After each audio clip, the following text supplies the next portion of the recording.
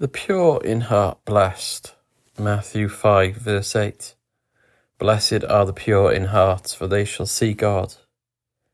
God formerly delivered his law from a mountain, from Mount Sinai, by an audible voice, with the sound of a trumpet, with the appearance of devouring fire, with thunders and lightnings and earthquakes. Exodus 19 verse 16 to 21. But the principal discoveries of God's mind and will to mankind were reserved to be given by Jesus Christ, his own Son, and the Redeemer of men, who is the light of the world. Hebrews 1, 1-2. God, who at sundry times and in diverse manners spake in time past unto the fathers by the prophets, have in these last days spoken unto us by his Son. In this sermon of his, of which my text is a part, we have him delivering the mind of God also from a mountain. Here is God speaking as well as from Mount Sinai, and as immediately, but after a very different manner. There God spoke by a preternatural formation of sounds in the air. Here he becomes incarnate. He takes on him our nature and speaks and converses with us, not in such a preternatural, awful and terrible manner, but familiarly as one of us. His face was beheld freely by all that were about him. His voice was heard without those terrors which made the children desire that God might speak to them immediately no more. And the revelation which he makes of God's mind is more clear and perfect and fuller of the discoveries of the spiritual duties, the spiritual nature of the command of God, and of our spiritual and true happiness, and of mercy and grace to mankind. John 1 verse 17. The law was given by Moses, but grace and truth came by Jesus Christ. This discourse of Christ on the mountain is a compendium principally levelled against the false notions and carnal prejudices that were at that day embraced by the nation of the Jews. And those benedictions that we have in the beginning of his sermon were sayings that were paradoxes to them, were quite contrary to notions that they had received, as that he that was poor in spirit was blessed. It was contrary to the received opinion of the world, and especially of that nation who were exceeding ambitious of the praise of men, and highly conceited of their own righteousness. And that he was a blessed and happy man that mourned for sin and lived mortified to the pleasures and vanities of the world, was contrary to their notions, who placed their highest happiness in worldly and carnal things, so that they that were meek were blessed, was another doctrine very contrary to their notion, who were an exceeding haughty, proud nation, and very revengeful, and held the lawfulness of private revenge, as you may see in verse 38. So that they that hunger and thirst after righteousness were happy was contrary to their notion, for they placed their happiness not in having a great deal of righteousness, but in having much of the world. They were wont to labour for the meat that perisheth. They had no notions of any such as spiritual riches, or of a happiness in the satisfying of a spiritual appetite. The Jews were dreadfully in the dark at that day about spiritual things. The happiness they expected by the Messiah was a temporal and carnal, and not a spiritual happiness. Again, Christ tells them that they were blessed, that merciful, and that were peacemakers, which was also a doctrine that the Jews especially stood in need of at that day, for they were generally of a cruel, unmerciful, persecuting, contentious spirit. So that they that were persecuted and reviled were blessed was a strange doctrine to those who sought the praise of men. The doctrine that Christ teaches them in our text, namely that they were blessed that were pure in heart, was a thing that was beyond their divinity. The Jews had got into a way of placing almost the whole of religion in external things, in a conformity to the rites and ceremonies of the law of Moses. They placed a great deal of religion in tithing mint and anise and cumin, and in their tradition as in washing hands before meat and the like, but neglected the weightier matters of the law, Matthew 23:23, and especially such as respected heart holiness. They took a great deal more care to have clean hands and a clean outside than a clean heart, as Christ tells them, Matthew 23:25 and 27. Ye make clean the outside of the cup and of the platter, but within they are full of extortion and excess. Ye are like unto whited sepulchres, which indeed appear beautiful outward, but within are full of dead men's bones, and of all uncleanness. 1. In our text, Christ in the first place pronounces the pure in heart blessed. Christ in this and the rest of these accommodates his instructions to the human nature.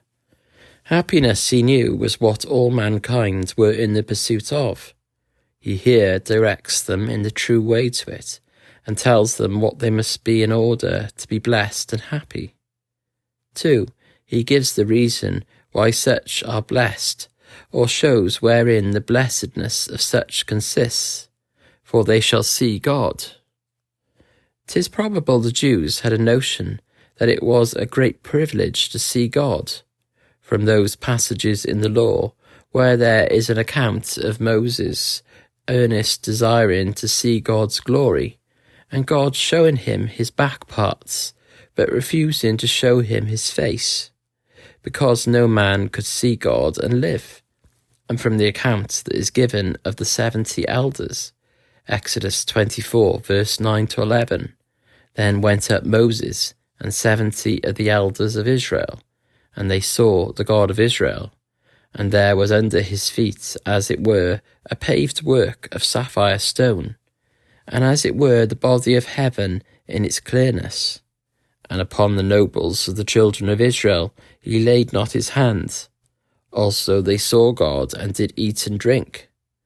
Though 'tis also probable then that they had very poor notions of what the seeing of God was, and of the happiness that consisted in it, and that their notion of this matter, agreeably with the rest of their carnal childish notions, was of some outwardly splendid and glorious sight, to please the eye of them and entertain their fancy.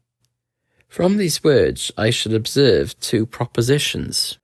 Doctrine 1. It is a thing truly happifying to the soul of men to see God. 2. The having a pure heart is the certain and only way to come to the blessedness of seeing God. Proposition 1. That it is a seeing of God is what will make the soul of men truly blessed and happy. In the consideration of this point, we shall first briefly show what is meant by seeing God. Second, give the reasons why it is a truly happifying to the soul. First, show what is meant by seeing God. 1. 'Tis not any sight with the bodily eyes. True blessedness of the soul don't enter in at the door. This would be to make the blessedness of the soul depend on the body, or the happiness of men's superior parts to be dependent on the inferior. This is to conform to the carnal and childish notions of the Jews. God is a spirit, and is not to be seen with bodily eyes. There is one thing we find attributed to God, that he is invisible, Hebrews 11:27, as seeing him who is invisible, and Colossians 1 verse 15, who is the image of the invisible God. 'Tis mentioned as part of God's glory, 1 Timothy 1 verse 17, to the King eternal, immortal, invisible, be honour and glory for ever and ever. 'Tis not any sight with the bodily eyes, for the souls of the saints in heaven, they see God, and the angels also who are spirits, and never were united to bodies. Matthew 18 verse 10. Their angels do always behold the face of my Father which is in heaven. 'Tis not any form or visible representation, not any shape or colour or shining light that is seen, wherein this great happiness of the soul consists. Indeed, God was wont to manifest himself of old in outward glorious appearances. There was a shining light that was called the glory of the Lord. Thus the glory of the Lord was said to be descend on the mount, and on the tabernacle of the congregation. Exodus 19:17-19. Chapter 33, verse 9-10. There was an outward visible token of God's presence, and the 70 elders, when they saw God in the mount, they saw a visible shape. Exodus 24:9-11. And it seems that when Moses desired to see God's glory, he stood upon a rock, and he saw God's back parts when God passed by, and covered Moses with his hand in the hole of the rock. Exodus 33:18-23. Moses saw some visible glory, but it was so God might there condescend to the infant state of the church and to the childish notions that were entertained in those days of lesser light. And Moses' request seems to have been more clearly answered by God's making his goodness to pass before him, and proclaiming his name, and giving a clear sense of mind of those things contained in that name, than in showing him a form of outward glory. The saints in heaven will behold an outward glory as they behold the human nature of Christ, which is united to the Godhead, as it is the body of that person that is God. And there will doubtless be appearances of a divine and inimitable glory and beauty in Christ's glorified body, which it will be indeed be a ravishing and blessed sight to see. But the beauty of Christ's body that will be beheld with bodily eyes will be ravishing and delighting chiefly as it will express his spiritual glories. The majesty that will appear in Christ's body will express and show forth the spiritual greatness and majesty of the divine nature. The pureness and beauty of that light and glory will express the perfection of the divine holiness. The sweetness and ravishing mildness of his countenance will express his divine and spiritual love and grace. Thus it was when the 3 disciples beheld Christ at his transfiguration upon the mount. They beheld a wonderful outward glory in Christ's body, an inexpressible beauty in his countenance. But that outward glory and beauty delighted them principally as it was an expression or signification of the divine excellencies of his mind, as we may see by their manner of speaking of it. It was the sweet mixture there was of majesty and grace in his countenance that ravished them. 2 Peter 1:16-18. We were eyewitnesses of his majesty, for he received from God the Father honour and glory, when there came such a voice to him from the excellent glory, "This is my beloved Son, in whom I am well pleased."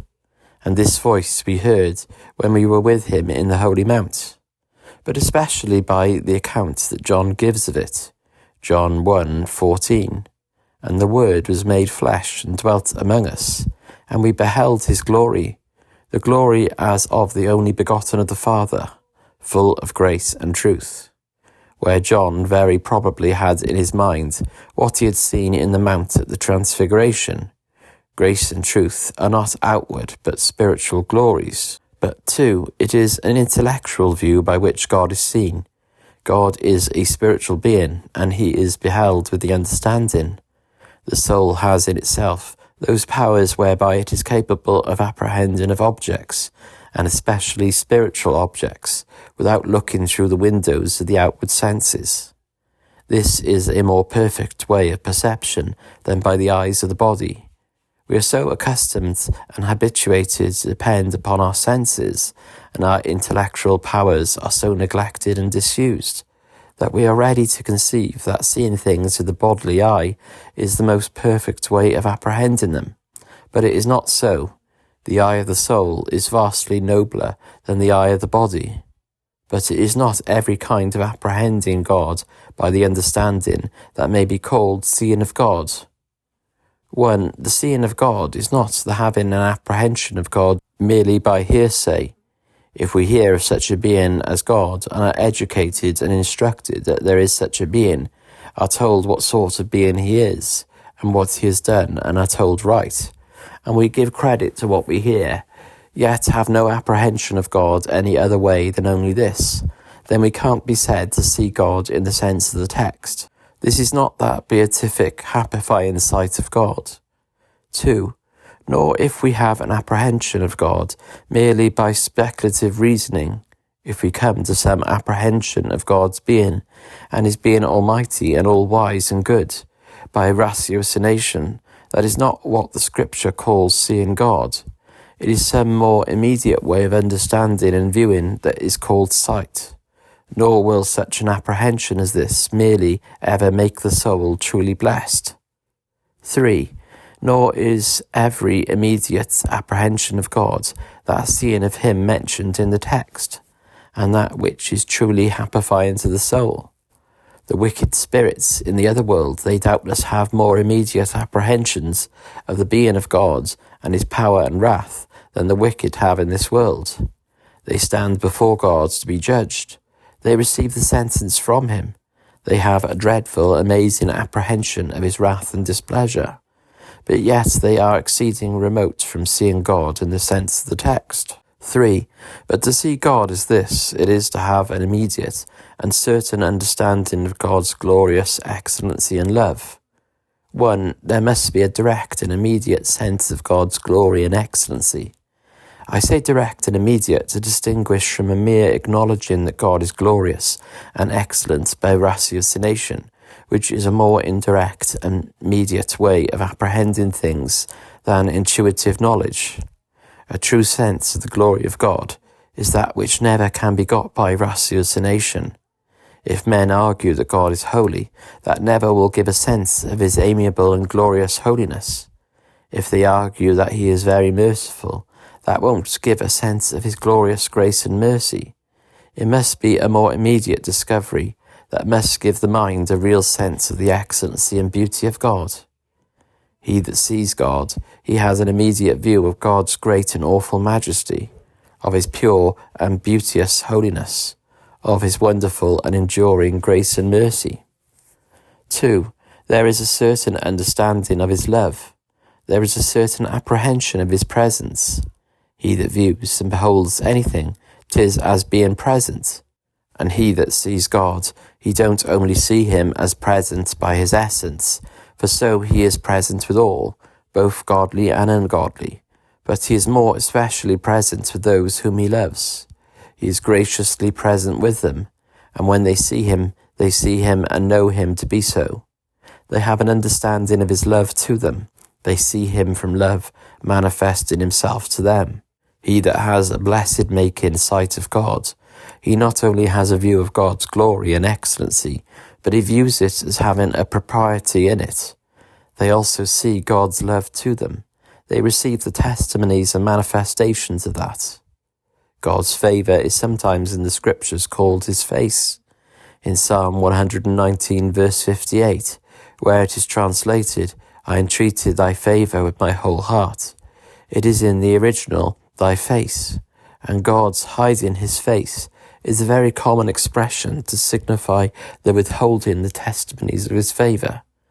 A seeing God in our text implies a seeing God glorious and seeing him gracious, a seeing the light of his countenance, both as it is understood of the effulgence of his glory and the manifestation of his favour and love. Here it may be observed, 1. That the discoveries that the saints have in this world of the glory and love of God is often in the Scriptures called a seeing of them. It is said of Abraham that he saw him who is invisible, Hebrews 11:27. So the saints are said, as in a glass to see the glory of the Lord, 2 Corinthians 3 verse 18. Christ, speaking of the spiritual knowledge of God, says, John 14 verse 7, If ye had known me, ye should have known my Father also, and from henceforth you know him and have seen him. The saints in this world have an interest of what is future. They have the dawnings of future light. But 2, the more perfect views that the saints have of God's glory and love in another world is what is especially called seeing God. Then they shall see him as he is. Their light, which now is but a glimmering, will be brought to clear sunshine. That which is here but the dawning will become perfect day. Those intelligent views which will be granted in another world are called seeing God. A. Because the view will be as immediate as when we see things with our bodily eyes. God will as immediately discover himself to their minds, so that the understanding shall as immediately behold the glory of God, and his love as a man can behold the countenance of his friend that he looks in the face. The discoveries that the saints have of God's excellency and grace here, they are immediate in a sense, that is, they don't depend on ratiocination, but yet in another sense they are mediate, that is, as they are by means of the gospel through a glass. But in heaven God will immediately excite apprehensions of himself without the use of any such means. B. It is called seeing because it will be most certain. When a person sees a thing with their own eyes, it gives them the greatest certainty they can have of it, greater than they can have by any information of others. So the sight that they will have in heaven will exclude all doubting. The knowledge of God, which the saints have in this world, has certainty in it, but yet the certainty is liable to be interrupted with temptations and some degree of doubtings. But there is no such thing in heaven. The looking in the sun don't give a greater nor fuller certainty that it shines. C. It is called seeing because the apprehension of God's glory and love is as clear and lively as when anything is seen with bodily eyes. When we are actually beholding anything with our eyes in the meridian light of the sun, it don't give a more lively idea and apprehension of it than the saints in heaven have of divine excellency, and that love of God. When we are looking upon things, our idea is much more clear and perfect, and the impression stronger on the soul than when we only think of a thing absent. But the intellectual views the saints in heaven will have of God will have far the advantage of bodily sight. It will be a much more perfect way of apprehending. The saints in heaven, they will see the glory of the body of Christ after the resurrection with bodily eyes, but they will have no more immediate or perfect way of seeing that visible glory than they will of beholding Christ's divine and spiritual glory. They won't want eyes to see that which is spiritual, as well as we can see anything that is corporeal. They will behold God in an ineffable and to us now inconceivable manner. D. The intellectual sight the saints will have of God will make them as sensible of his presence, and give them as great advantage of conversing with him as the sight of the bodily eye doth an earthly friend, yea, and more too. For when we see our earthly friends with bodily eyes, we don't immediately see their soul's principal part, even their souls. We see the qualities and dispositions and acts of their minds, not immediately, but only by outward signs of speech and behaviour. We don't see the men in strictness, but only the vehicle or dwelling place. But their souls will see the spiritual nature of God itself immediately. They shall behold his attributes and disposition towards them more immediately, and therefore with greater authority than it is possible to see anything in the soul of an earthly friend by his speech and behaviour, and therefore their spiritual sight will give them a greater advantage for conversing with God than the sight of earthly friends with bodily eyes, or hearing them with our ears, gives us for conversing with them. We come now, in the second place, to give the reasons why thus seeing God is that which will make the soul truly happy. The following reasons may be given of it, namely, first, that it yields a delight suitable to the nature of an intelligent creature. Second, at the same time, that it is the delight of the soul, it is also its highest excellency and perfection. Third, it not only gives pleasure, but excludes everything of the contrary. Fourth, it is satisfying because the fountain that supplies it is equal to men's desires and capacity. Fifth, and lastly, it have an unfailing foundation. Reason 1. The seeing of God yields a delight most suitable to the nature of an intelligent creature. God hath made man, and man only, of all the creatures here below. An understanding creature, his reason and understanding, is that by which he is distinguished from all inferior ranks of being.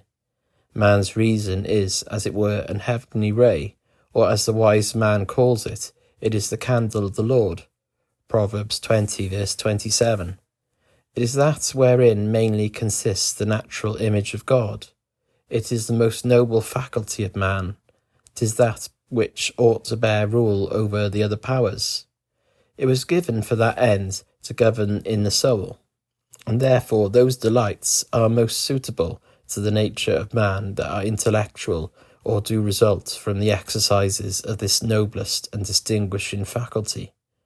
God, by giving man understanding, he made him capable of such delights, and fitted him for them, and designed that such pleasures as these should be his happiness. Intellectual pleasure consists in beholding of spiritual excellencies and beauties, but the glorious excellency and beauty of God, they are far the greatest. God's excellency is the supreme excellence. When the understanding of the reasonable creature dwells here, it dwells at the fountain and swims in a boundless and bottomless ocean. The love of God is also the most suitable entertainment of the soul of man, that naturally desires the happiness of society, or of a union with some other being.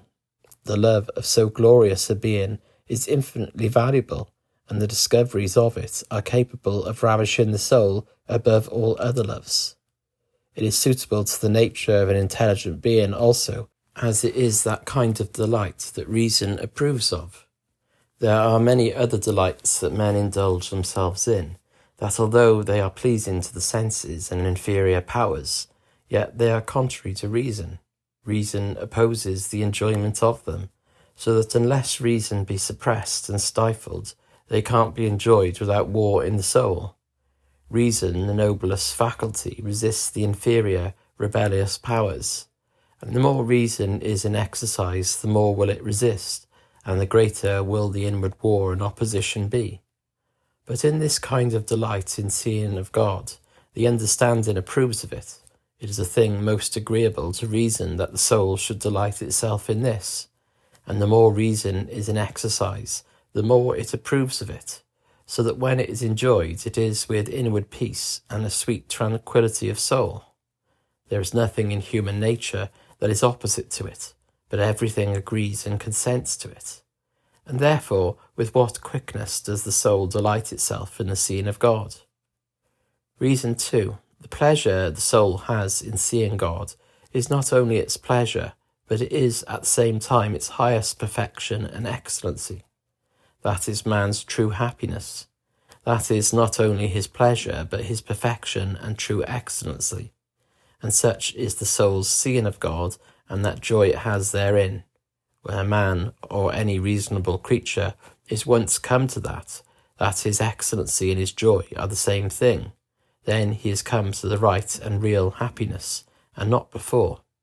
If a man enjoys pleasure and lives in it, how much soever he may be taken with what he enjoys, if he be never the better for his pleasure, if he be not the more excellent for it, it is a certain sign that he is not a truly happy man. There are many pleasures that men are wont violently to pursue, and to devote themselves very much to, that are no part of their dignity or perfection, but on the contrary they debase the man and make him vile.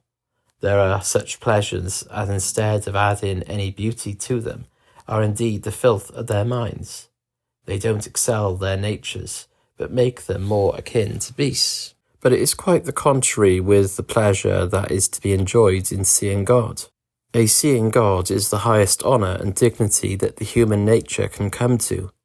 That intellectual beholding of him itself is the highest excellency of the understanding.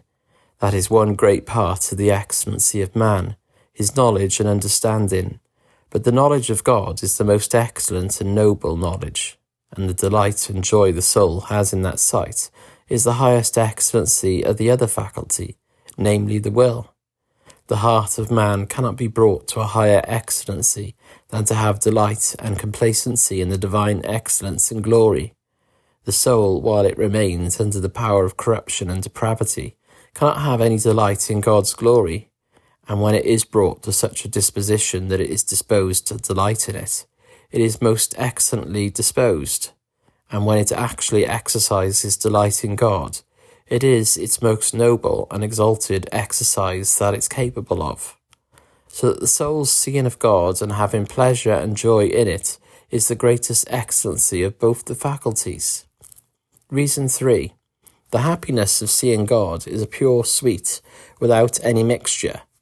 That pleasure has the best claim to be called man's true happiness, that comes unmixed, that has no alloy. But so doth the joy of seeing God. It neither brings any bitterness, neither will it suffer any. 1. This pleasure brings no bitterness with it. This is not the case with other kinds of delights, those that carnal men are wont to place their happiness in. They are bitter sweets, they afford a kind of pleasure for a moment in gratifying an appetite, but there is wormwood and gall mingled in the cup. Their roses grow upon thorns, and there is a sting with their honey. There is generally a bitterness that accompanies them, and a bitterness that follows them.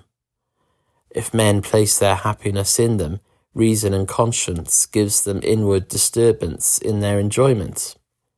And there will be the sting of continual disappointments, for carnal delights are of that nature that they keep the soul that places happiness in them always big with expectation and in eager pursuit. But they are evermore like shadows, never yield what is hoped for, and they that give themselves up to them, they unavoidably bring upon themselves many heavy inconveniences, wherein they promote their pleasure one way, they destroy their comfort other ways. And there is this sting accompanies them every time there is any consideration exercised, that they are but short-lived. They will soon vanish and be no more. And as to the pleasures that are to be had in the enjoyment of earthly friends, there is a bitterness that goes with it. A dear love to any earthly object, though it afford comfort, yet it greatly multiplies cares and anxieties through the defects and blemishes, the calamities, the instability and changeableness of the object, and short-livedness of all such friendship and the pleasures thence arising. Some men take a great deal of pleasure in learning, in studying and increasing knowledge, but Solomon, who had great experience, long ago observed that this also is vanity, because he that increaseth knowledge increaseth sorrow. Ecclesiastes 1:17-18. I gave my heart to know wisdom, and to know madness and folly. I perceive that this also is vexation of spirit. For in much wisdom is much grief, and he that increaseth knowledge increaseth sorrow. But the delight that the seeing God affords to the soul brings no bitterness with it. It has nothing to be a damp to it. There is no disappointment accompanies it. It promises not more than it yields, but on the contrary, the pleasure is greater than could be imagined before God was seen. It brings no sting of conscience along with it. It brings no vexing care or anxiety. It leaves no loathing or disrelish behind it. There is nothing in God that gives uneasiness to him that has the vision of him. It all heightens the joy. The view of one attribute adds to the joy that is raised by another. The beholding the beautiful holiness of God gives unspeakable pleasure to the mind. The idea of that is immensely the most agreeable and amiable idea that can be in a created mind. And then the beholding of God's grace, it adds to the joy to consider that that being that is so amiable in himself is so communicative, so disposed to love and benevolence. The view of God's majesty and greatness again will greatly heighten the joy to behold such grace and goodness, and such grace and goodness and majesty united together. And especially will the beholding of God's love to the person beholding increase the pleasure, to consider that he that is so great and so glorious a being loves him, and is his God and friend. Again, the beholding of God's infinite power will still add to the pleasure to think that he that is his friend, and loves him with so great a love, can do all things for him. So the beholding of his wisdom, because he thereby knows what is best for him, and knows how so to order things as shall make him most blessed. So the consideration of his eternity and immutability, it will rejoice him to think that his friend and his portion is an eternal and unchangeable portion and friend. The beholding of God's happiness will increase the joy to consider that he is so happy that it is so much the object of his love that beholds him. The love of God in those that shall see God will cause them exceedingly to rejoice in God's happiness.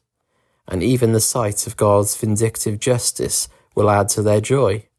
The seeing of this will be no damp to their pleasure, but will heighten it. This justice of God will appear glorious to them, and will make them to prize his love. 2. This joy is without mixture, not only as it brings no bitterness with it, but also as it will not suffer any. The seeing of God excludes everything that is of a nature different to joy and delight. This light is such as wholly excludes darkness. This is not in the power of any earthly enjoyment or pleasure, to drive and shut out all trouble from the heart. If a man has some things that he takes comfort and pleasure in, there are others that yield him uneasiness and sorrow. If he have some things in the world that are sweet, there are others that are bitter, which it is not in the power of his pleasures to help him against. There never can anything be found here below that shall make a man so happy, but that he must have grief and pleasure mixed together. This world, let us make the best of it, will be spotted with black and white, varied with clouds and sunshine, and to them who yield their hearts to it, it will yield pain as well as pleasure, even to them that it deals best by. But this pleasure of seeing God won't suffer mixture, for these 2 reasons. 1. The pleasure of seeing God is so great and strong that it takes the full possession of the heart. It fills it brimful, so that there shall be no room for any sorrow, no room in any corner for anything of an adverse nature from joy. There is no darkness can bear such powerful light. It is impossible that they that see God face to face, that behold his glory and love so immediately as they do in heaven, should have any such thing as grief or pain in their hearts. When once the saints are thus come into God's presence, tears shall be wiped from their eyes, and sorrow and sighing shall flee away. Revelation 21 verse 4. The pleasure will be so great as fully and perfectly to employ every faculty. The sight of God's glory and love will be so wonderful, so engaging to the mind, and shall keep all the powers of it in such strong attention that the soul will be wholly possessed and taken up. 2. There will be in what they shall see a sufficient antidote against everything that would afford uneasiness, or that can have any tendency thereto.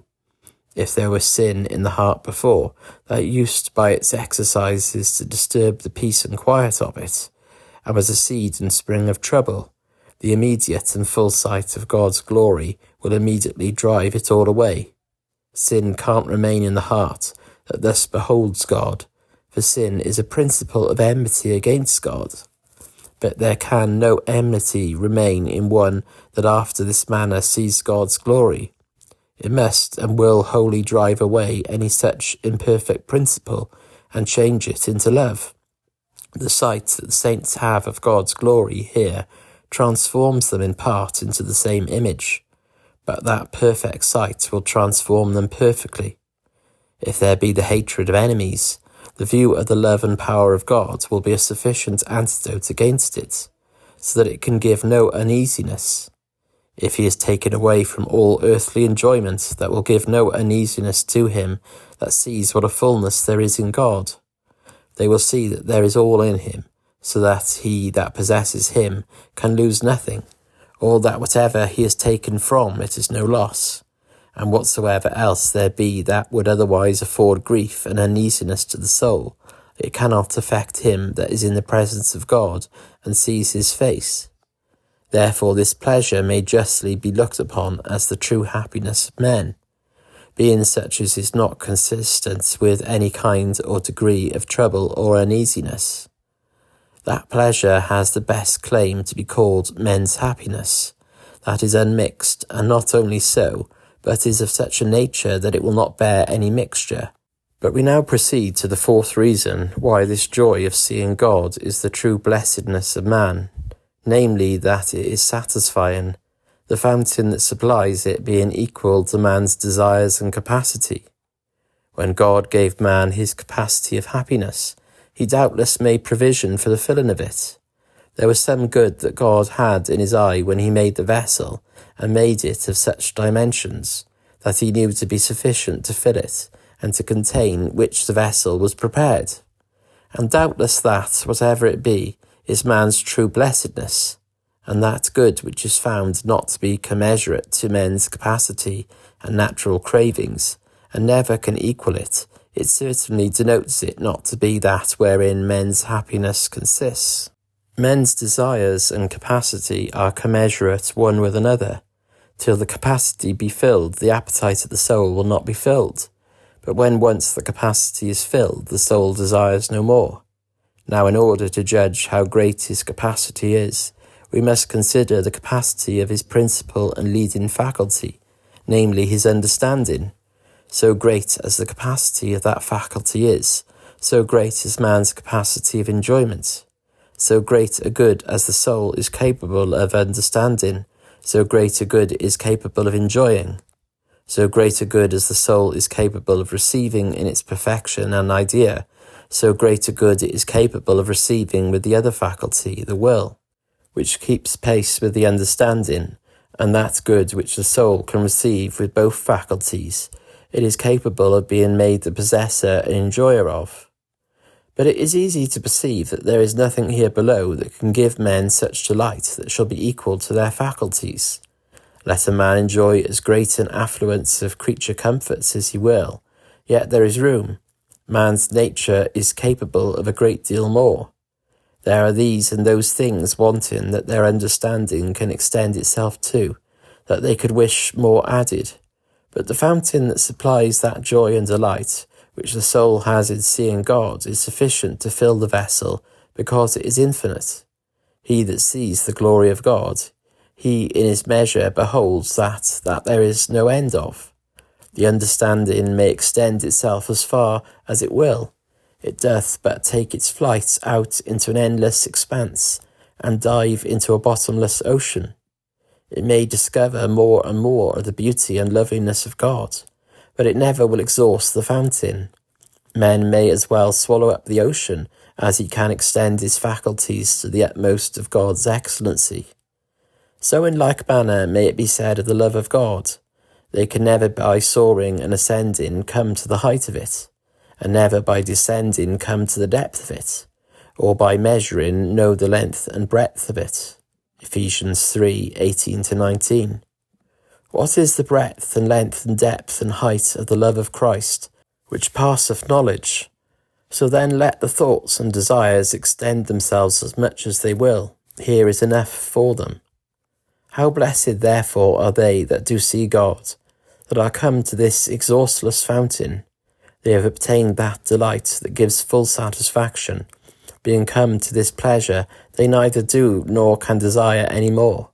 They can sit down fully contented and take up with this enjoyment for ever and ever, and desire no change. After they have had the pleasure of beholding the face of God millions of ages, it won't grow a dull story. The relish of this delight will be as exquisite as ever. There is enough still for the utmost employment of every faculty. Reason 5.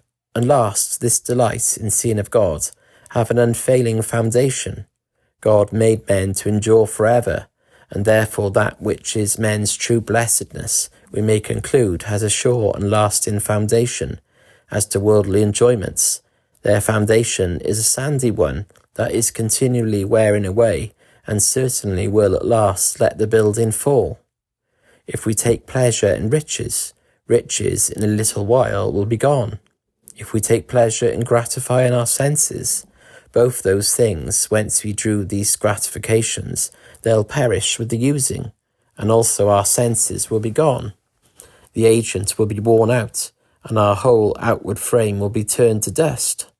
If we take pleasure in union and society with earthly friends, those unions must be broke. The bonds, they are not durable, but will soon wear asunder. But he that has the immediate intellectual views of God's glory and love, and rejoices in that, his happiness is built upon an everlasting rock. Isaiah 26:4. Trust ye in the Lord forever, for in the Lord Jehovah is everlasting strength. In the Hebrew it is, in the Lord Jehovah is the rock of ages. The glory of God is a thing subject to no changes or vicissitudes. It will never cease to shine forth. history gives us accounts of the sun's light failing and being more faint and dim for many months together. But the glory of God never will be subject to fade. There never will be any eclipse or dimness, but it will shine eternally in its strength. Isaiah 60 verse 19. The Lord shall be unto thee thine everlasting light. So the love of God to those that see his face, it will never be subject to any coolings. He loves his saints with an everlasting love. Jeremiah 31 verse 3. I have loved thee with an everlasting love. Those streams of pleasure that are at God's right hand, they are never dry, but ever flowing and ever full. How much doth the sense of the sureness of this foundation confirm and heighten the joy? The soul enjoys its delight in a sense of this, free from all fears and jealousies, and with an unspeakable quietness and assurance. Isaiah 32 verse 17. And the works of righteousness shall be peace, and the effect of righteousness, quietness and assurance forever. Inferences. 1. Here we may see one instance wherein the revelation of Jesus Christ excels all human wisdom. It was a thing that had been beyond the wisdom of the world to tell wherein men's true happiness consisted. There was a vast variety of opinions about it amongst the wise men and philosophers of the heathen. There was scarcely anything that there was so great differences amongst them about. If I remember right, there were more than 100 different opinions reckoned up about it, which shows that they were woefully in the dark, though there were many very wise men amongst them, men famed through all succeeding ages for their knowledge and wisdom. Yet their reason was not sufficient to find out men's true happiness.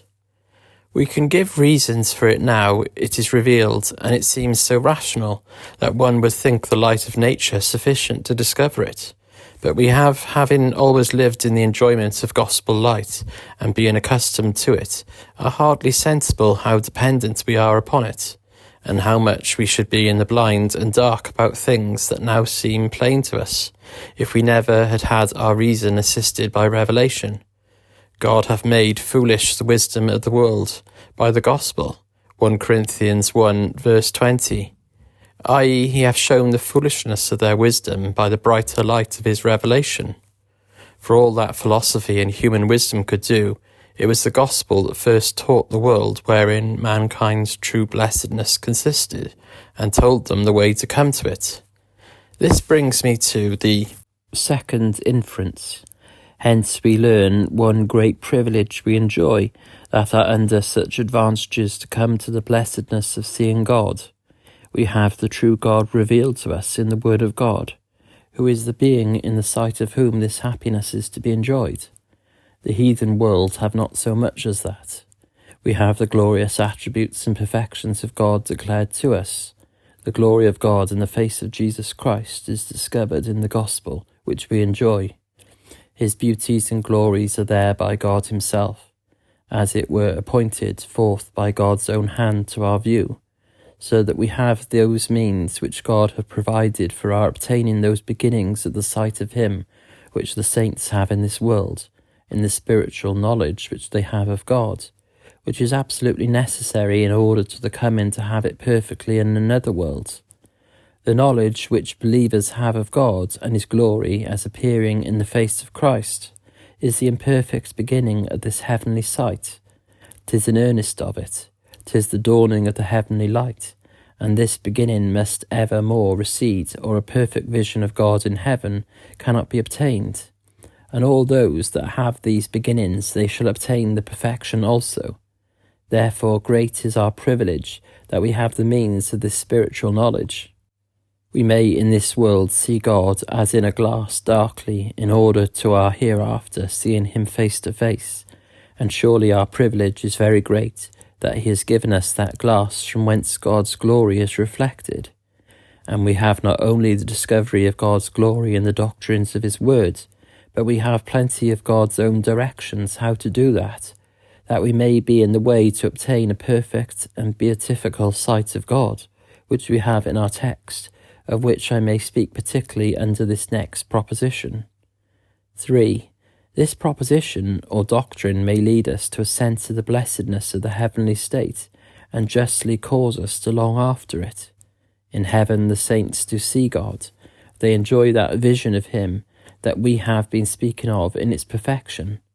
They have not only the beginnings, as the saints have here, but all clouds and darkness are removed.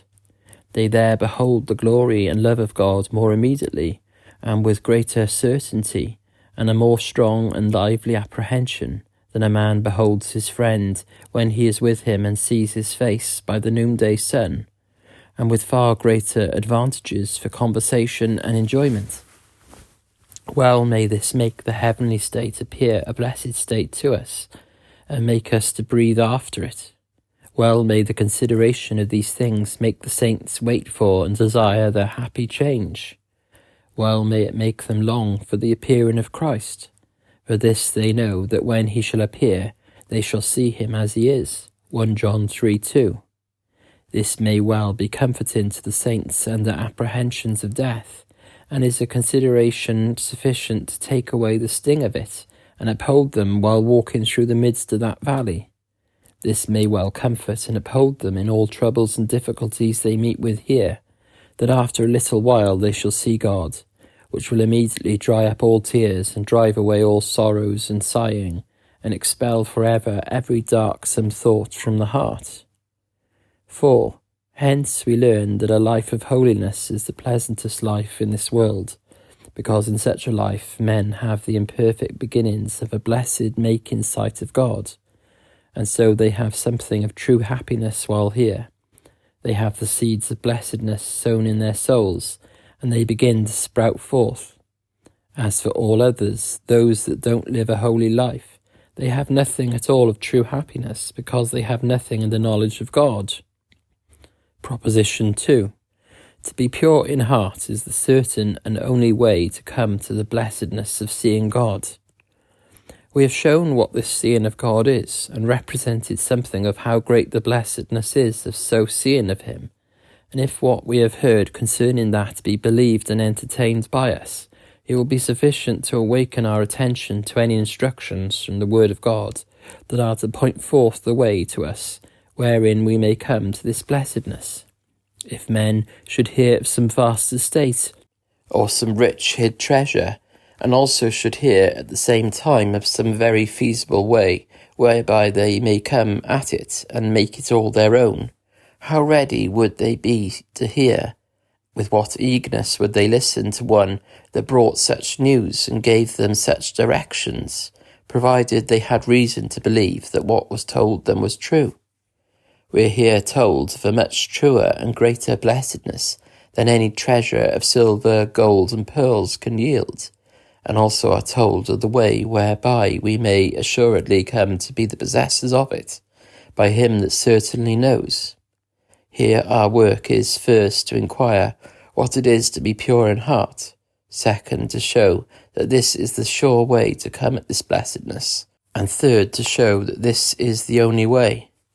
First, and I would here observe, in order to make way for the better understanding of it, that purity of heart is here to be understood in distinction from a mere external purity, or a purity of the outward actions and behaviour in those things that appear to men, in an external morality and an outward attendance on ordinancy and a profession of the true religion and pure doctrines, and a making an outward show and appearance of saintship. Christ very probably in our text had an eye to the formality and hypocrisies of the scribes and Pharisees and other great saints, as they accounted themselves and were accounted amongst the Jews, that were exceeding exact in their observance of the ordinances of the ceremonial law. They were careful not to deviate from it in the least punctilio. For instance, how exact were they in observing the law of tithes? They were careful to bring the tenths even of the herbs in their gardens, as of mint and anise and cumin, Matthew 23:23. They were exceedingly careful to keep themselves from all ceremonial uncleanness. They even added to the law in this particular. They were for being stricter and purer than the law required, and therefore made conscience of washing their hands before every meal. They were very strict to keep from conversing with the Samaritans. They would not eat with them nor have any dealings with them, lest they should be defiled. They used to say to other nations, Stand by thyself, come not nigh, for I am holier than thou. They looked upon themselves only as pure because they were the children of Abraham, and because they were circumcised and attended the ceremonial law. Thus they made clean the outside of the cup and the platter, Matthew 23:25. And because of their external purity, they looked upon themselves as the peculiar favourites of heaven and expected to be admitted to see God when all the uncircumcised and those that were not the children of Abraham should be excluded. But Christ corrects this their mistake and teaches that such an external purity will never give a man a title to this blessedness, though it was to the degree of the scribes and Pharisees that were looked upon as the most pure of all, that fasted twice a week and gave tithes, Luke 18:12. For it is purity of heart that is requisite in order to come to this blessedness. Verse 20 of this chapter, Matthew 5, For I say unto you, except your righteousness shall exceed the righteousness of the scribes and Pharisees, you shall in no case enter into the kingdom of heaven. However exact any man may be in the external observance of moral or instituted duties, if he be careful to wrong no man, and can say as the young Pharisee did, All these have I kept from my youth, Matthew 19 verse 20, i.e. as to an external observance, if he be very strict in keeping the Sabbath, and in coming to meeting, attending family and closet prayer, yet if he has not heart holiness, he is never like to come to see God. 'Tis no reformation of manners that is sufficient, but there must be a new heart and a right spirit. 'Tis the heart that God requires, Proverbs 23:26. My son, give me thine heart. 'Tis the heart that God looks at, however fair and pure an outside there may be. That may be very pleasing and taking with men, yet if there be not purity of heart, the man is not at all the more acceptable to God. 1 Samuel 16 verse 7. For man looketh on the outward appearance, but the Lord looketh on the heart. If men outwardly behave well and speak well, yet it is not accepted without trying and weighing the heart. Proverbs 16 verse 2. All the ways of man are clean in his own eyes, but the Lord weighs the spirits. It is the spirit that is the subject to this blessedness of seeing of God, and therefore the qualities of the spirit, and not so much the outward man, are what are looked at as those things in which are to consist the necessary qualifications fit for it. Now the heart is said to be pure in the sense of the text, first, with respect to the spiritual filthiness that is pure from, and second, with respect to certain positive qualities that it is endowed with. The word pure, in its common acceptation, only signifies something negative, namely the absence of all mixture or defilement. But in pureness of heart, as it is used in the Scriptures, seems to be implied both that is negative and positive, not only the absence or removal of filth, but also positive qualities that are called pure.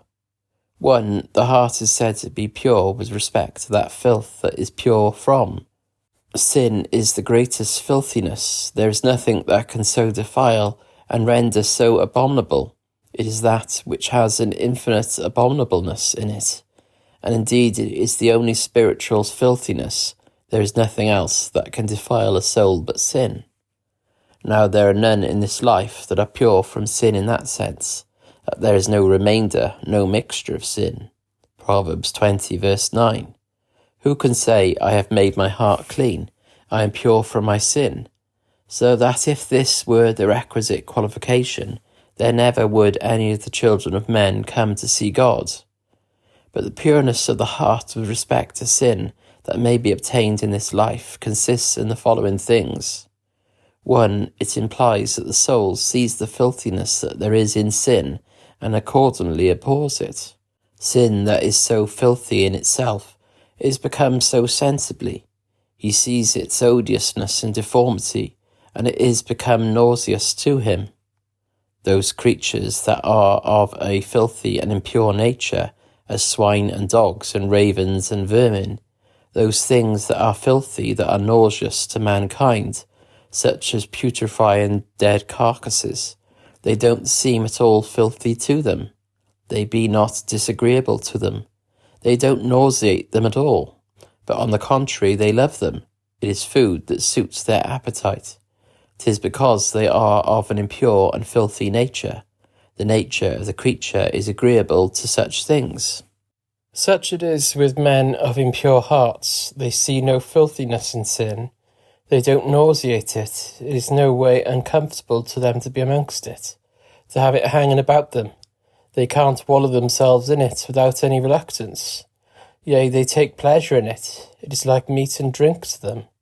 It don't turn their stomachs, but suits their appetites. 'Tis because they are of an impure nature.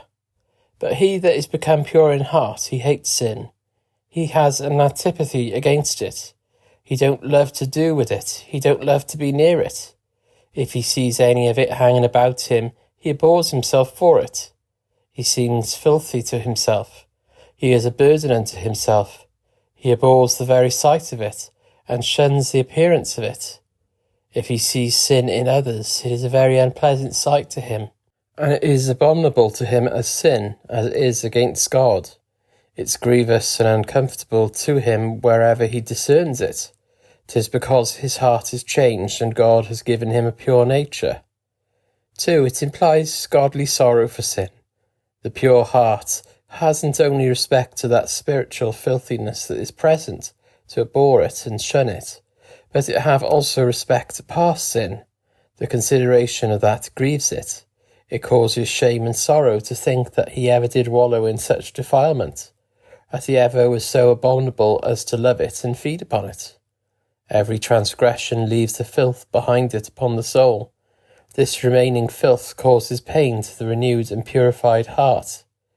By godly sorrow the heart exerts itself against the filthiness of past sins, and does as it were endeavour to cast it off and purge itself from it. 3. It implies that sin is mortified in the heart, so that it is free from the reigning power and dominion of it. Though the heart be not perfectly free from all sin, yet a freedom is begun. Before spiritual filth had the possession of the heart, corruption had the entire government of the soul. Every faculty was so wholly defiled by it, that all its acts were filthy and only filthy. The heart was entirely slave to sin. But now the power of sin is broke. The strong bonds by which it was tied and fastened to the heart are in a great measure broke, so that the corruption has no longer the possession and government of the heart as it used to have.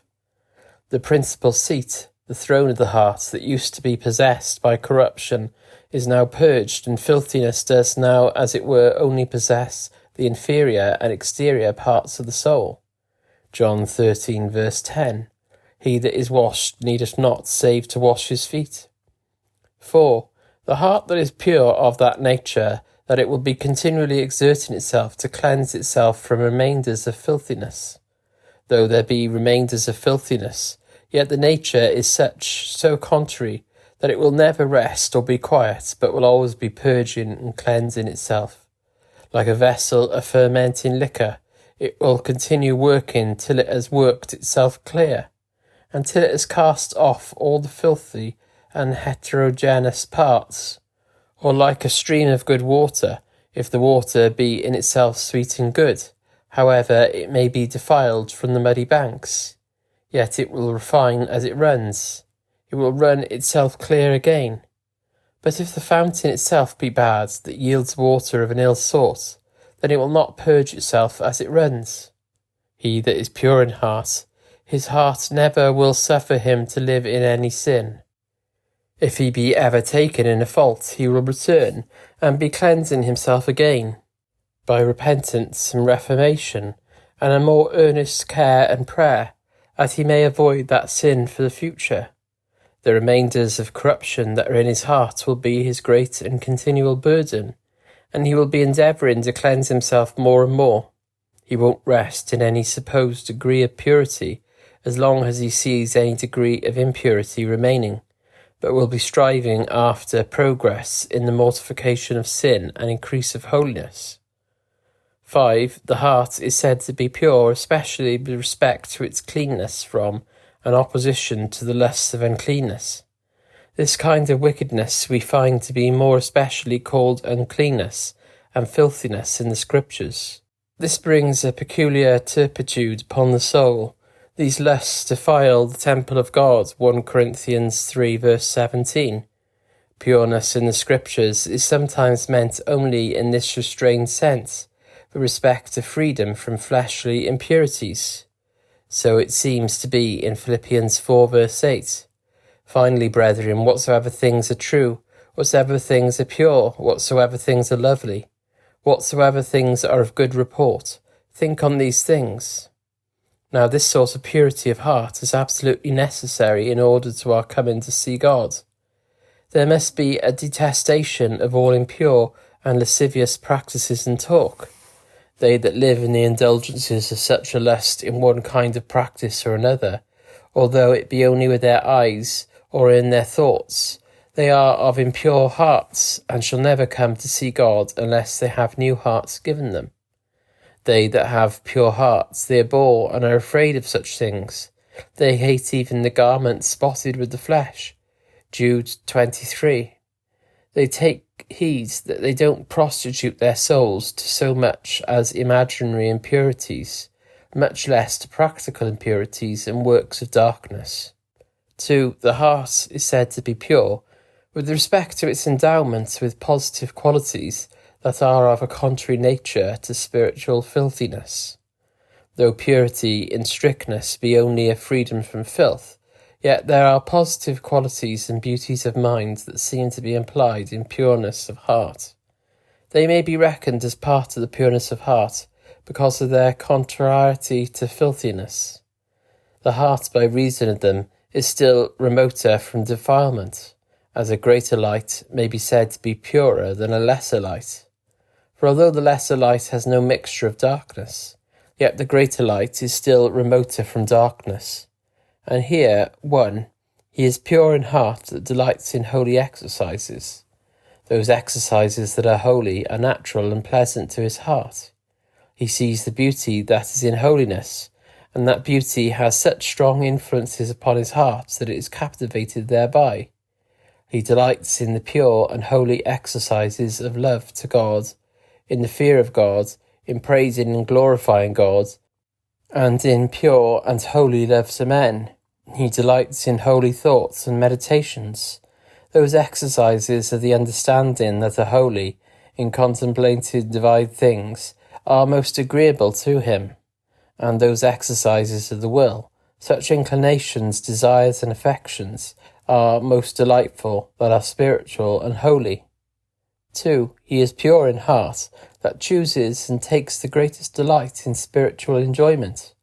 A spiritual appetite is that which governs in his soul, and carries him above the mean, base, and defiled enjoyments of this world, towards spiritual and heavenly objects. The enjoyments which he chooses and chiefly desires, such as the seeing God and enjoying communion with him, they are enjoyments of the most refined and pure nature. He hungers and thirsts after the pure light of the New Jerusalem. They that have such appetites as these prevailing in them, they are pure in heart. 2.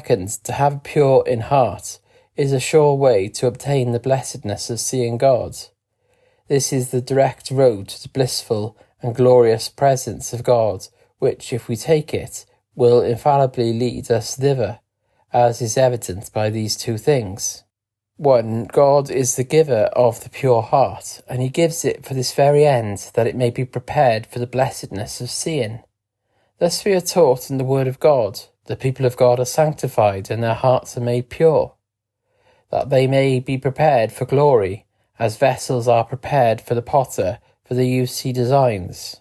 They are elected from all eternity to eternal life, and have purity of heart given them on purpose to fit them for that which they are chosen to, Romans 9:23, and that he might make known the riches of his glory on the vessels of mercy, which he had afore prepared to glory. We read of the church being arrayed in fine linen, clean and white, by which is signified the church's purity, and it was to prepare her for the enjoyment of Christ. Revelation 19, 7-8, and Revelation 21, verse 2. The church thus purified is said to be as a bride adorned for her husband. Therefore, if it be so that God gives the pure heart on purpose to fit and prepare for the seeing of himself, he will obtain his own end. For who can hinder him that he should not do what he purposes? 2. God hath promised, he hath given his faithful word for it in our text, and to the same purpose again is Psalm 24, verse 3-4. Who shall ascend into the hill of the Lord? Who shall stand in this holy place? He that hath clean hands and a pure heart. And again Isaiah 33, verse 14-17. He that walks righteousness and speaketh uprightly, that is, with sincerity of heart, he shall dwell on high. His place of defence shall be the munitions of rocks. Bread shall be given him, his waters shall be sure. Thine eyes shall see the King in his beauty. 3rd, this is the only way to come to this blessedness. 'Tis impossible for any ever to come to this blessedness that are not pure in heart, and that for these reasons. 1, 'tis no way fit or suitable that those that have not pure hearts should be admitted to this privilege. It would be most unsuitable for those who are all over defiled with the most loathsome filth to be admitted into the glorious presence of the King of heaven and earth. It would be no way becoming of the majesty of God for those that are so abominable to come into his blessed presence, nor is it at all becoming his holiness, whereby he is of purer eyes than to behold such filth. It becomes persons, when they come into the presence of a king, so to attire themselves that they may not appear in sordid habit, and it would be much more unsuitable still for any to come all over defiled with ordure. But sin is that which renders the soul much more loathsome in the sight of God. This spiritual filth is of a nature most different to that pure heavenly light. It would be a very unsuitable mixture to have the stench of sin and wickedness and the light of glory mixed together, and 'tis what God never will suffer. It would be a most unbecoming thing for such to be the objects of God's favour, and to see the love of God and be receiving the testimonies of it. It would be a most unsuitable for the glorious and most blessed God to embrace and caress in the arm of his love, that this is infinitely more filthy than a toad or a serpent. 2, 'tis naturally impossible that the soul that is not pure should see God. The sight of God's glory and purity of heart be not compatible in the same subject. As long as spiritual impurity holds possession of the heart, it is impossible that the divine light that discovers God's glory should enter. How is it possible for him that is under the power of enmity against God, that only hates God, should see his beauty and loveliness at the same time? Sin, so long as it has the government and possession of the soul, will bind the mind and maintain darkness. As long as sin keeps possession, the heart will be blinded through its deceitfulness. 3. If it were possible for them to see God, they could not relish any sweetness in it. It would be not very agreeable or acceptable to them. What pleasure would it be to a soul that hates holiness to see the holiness of God? What pleasure to them that are God's enemies to see God's greatness and glory? Wicked men have no relish at all for such intellectual, pure and holy delights and enjoyments as these. As we have observed already, to have an appetite to and relish for spiritual enjoyments is one part of the purity of heart spoken of in the text. 'Tis impossible that such should be the objects of God's favour and complacence, and therefore they can't have this part of the blessed making vision of God, namely the seeing of his love. 'Tis impossible that God should take pleasure in wickedness, or should have complacence in the wicked, those that have nothing but spiritual filthiness, and therefore they can't have the blessed making vision of God. For seeing the love of God is an essential part of it. If a man sees how glorious God is, and has not this consideration withal, that he has a propriety in this glory of God, can't consider that this glorious being is his friend, that he takes pleasures in him, but on the contrary loathes and abhors him, it will not be a blessed making sight. Application, use of instruction. Hence we learn how great a thing it is to be an upright and sincere Christian, for all such are pure in heart and stand entitled to the blessedness of seeing the Most High God. The time is coming when they shall assuredly see him. They shall see him that is infinitely greater than all the kings of the earth. They shall see him face to face, shall see as much of his glory and beauty as the eyes of their souls are capable of beholding. They shall not only see for a few minutes or an hour, but they shall dwell in his presence. They shall sit down forever to drink in the rays of his glory. They shall see him invested with all this majesty, with smiles and love in his countenance. They shall see him and converse with him as their nearest and best friend. Thus they shall see him in a little while. The time flies swiftly. The time is even at the door, when they shall be admitted to this blessedness. Use 2 of examination. Let this put us all upon inquiring whether or no we are pure in heart. Is our religion what has its seat chiefly in the heart? Or doth it chiefly consist in what is outward, in morality and formality? Have we ever experienced a change of heart? Have we a right spirit renewed within us? Have we ever seen the odiousness and filthiness that there is in sin? Is it what we hate wherever we see it? And do we especially hate it in ourselves and loathe ourselves for it? Is it the object of our hatred as sin, and as it is against God? And in the mourning for sin, have our hearts been broken with the reflection on our own past filthiness? Are we delivered from the reigning power of sin, so that no lust has dominion over us to lead us captive? Is the power of every lust that we formerly used to be enslaved to now broken, so that we are no longer in bondage to it? Are our souls now of such a nature that the remainders of sin are their continual burden? Is sin that which we long to get rid of? Are we ready with the apostle to cry out, O wretched man that I am, who shall deliver me from this body of death? Romans 7:24. Cannot we rest and be quiet in the beholding of any sin in us, but that we must continually be labouring to cleanse ourselves from it more and more? Is that what we thirst after, to have sin more and more mortified?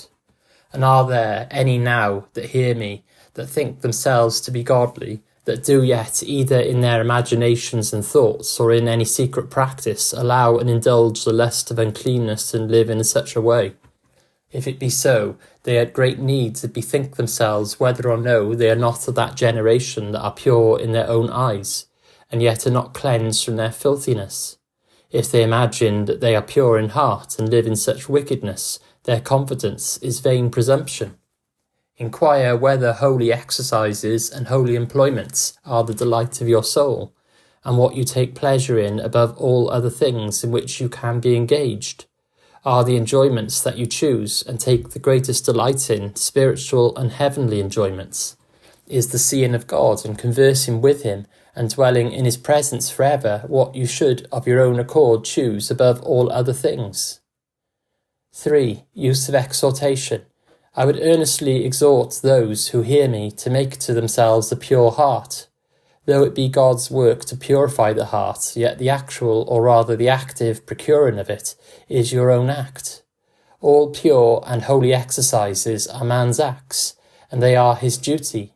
Therefore we are commanded to make us a new heart, Ezekiel 18:31. Make you a new heart and a new spirit. We must not think to excuse ourselves by saying that it is God's work, that we cannot purify our own hearts. For though it be God's work in one sense, yet it is equally our work in another. James 4:8. Cleanse your hands, ye sinners, and purify your hearts, ye double-minded. If you do not engage in this work yourselves and purify your own hearts, they will never be pure. If you do not get a pure heart, the blame of it will be laid to your own backwardness. The unclean soul hates to be purified. It is opposite to its nature. There is a great deal of self-denial in it. But be confident to contradict the nature and bent of your own heart. However grating it may be to you at first, yet consider how blessed the issue will be. Though the road be a little rough in the beginning, yet it will grow pleasanter and pleasanter, till at last it will infallibly lead to that lightsome and glorious country, the inhabitants of which do see and converse with God. Proverbs 4 verse 18. The path of the just is as the shining light that shineth more and more unto the perfect day. If you would be in the way to have a pure heart, first purify your hands. Cleanse yourself from every external impurity of speech and behaviour. Take heed that you never defile your hands in known wickedness. Break off all your sins by righteousness, and take heed that you do not give way to impure lusts that would entice to sinful actions.